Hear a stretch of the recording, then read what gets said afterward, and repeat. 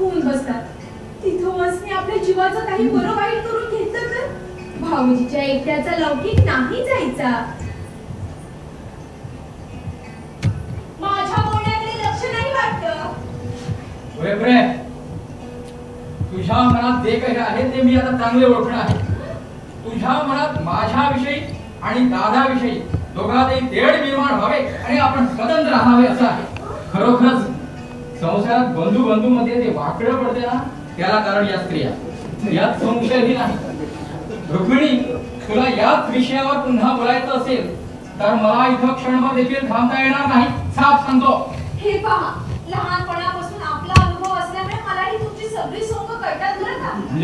पण मी असल्या दबकावणीला भ्यायची नाही. हे काय केलं, आज ही चौथीक आहे. मी विषय काढला की असंच काहीतरी टोंग करतात आणि निघून जातात. भामाबाईकडे जाण्यासाठी काही निमित्त हवंय म्हणून पुरावत काढतात.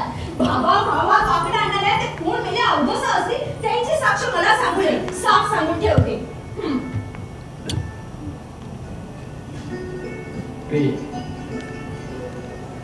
बोलण्याच्या भरात एखादा शब्द चुकून निघाला तर एवढं वाईट वाटून घ्यायचं. प्राणनाथा, ही कसली प्राण घेण्याची मस्करी करतात. आपल्याला इथून जायला काहीतरी निमित्त हवं म्हणून ही अशी पाण्याची प्रपत्र काढला. तू इथून मला जायला जरी सांगितले तरी मी जाणार नाही. बरं तू इथं येऊन बस. आता सांग, तुला काय विचारायचं आहे तुझ्या? वंशीच्या मनातून अर्जुनालाच करायचं आणि ही आशा आपणच लावलेली आहे. आता कोणत्याही प्रकारे अर्जुनाचा शोध करून वंशाचं मनोरथ पूर्ण झालं पाहिजे. बरं तुला एवढं सांगितलं म्हणजे पुरे नाही का? बहुधा ताईच्या मनासारखंच होईल आणि मीही त्यात खटपटीत आहे. असे मोघम आशीर्वाद देऊ आणि एखादी लोणकळी थापही नको. माझी पक्की खात्री झाली पाहिजे. हे मोठे अचाट झाले. आता हिला सांगावे तरी कठीण, तुला सांगावे तरी कठीण. का कसला विचार चाललाय? एखादी लोणकळी थापच मला तू घ्यायची वाटतं. हिला आपल्या मसलतीत सामावून घ्यावीच, कारण न जाणं पुढे मागे हिचाही आपल्याला उपयोग पडेल. बरं प्रिय, तुला मी आता सर्व हकीकत सांगतो, पण ते गुप्त राहिले पाहिजे. नाहीतर आहे स्त्री जातीच्या स्वभावाला अनुसरून एखादा जरी शब्द बाहेर पडला तर फजितीला पारावर उरणार नाही. आपल्याला माझा इतका अनुभव असून आपण सामान्य स्त्रीने माझी बरोबरी करत तुम्ही माझ्यावर संशय घेता, हे काही मला चांगलं वाटत नाही. असं अशी रागवू नको. अगं, ही कामगिरी फार जोखमीची आहे आणि म्हणून चांगला बंदोबस्त ठेवण्याकरिता तसं बोलावं लागतं. मोठं वृत्त आहे ते सांगायचं लोक करतात. ऐकायचं का? मग तुझा का इकडे कर.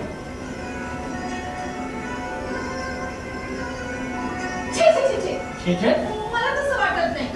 वाटत नाही अगं, अगदी जवळून बघ, मग तुलाही समजेल.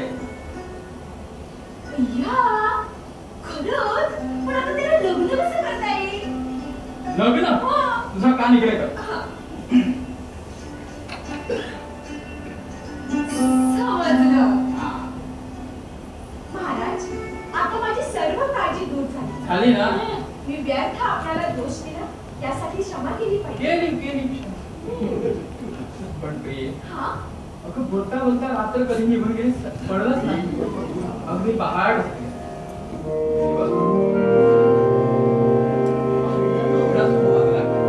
पक्ष्यांचा किरलाट सुद्धा ऐकू येत आहे.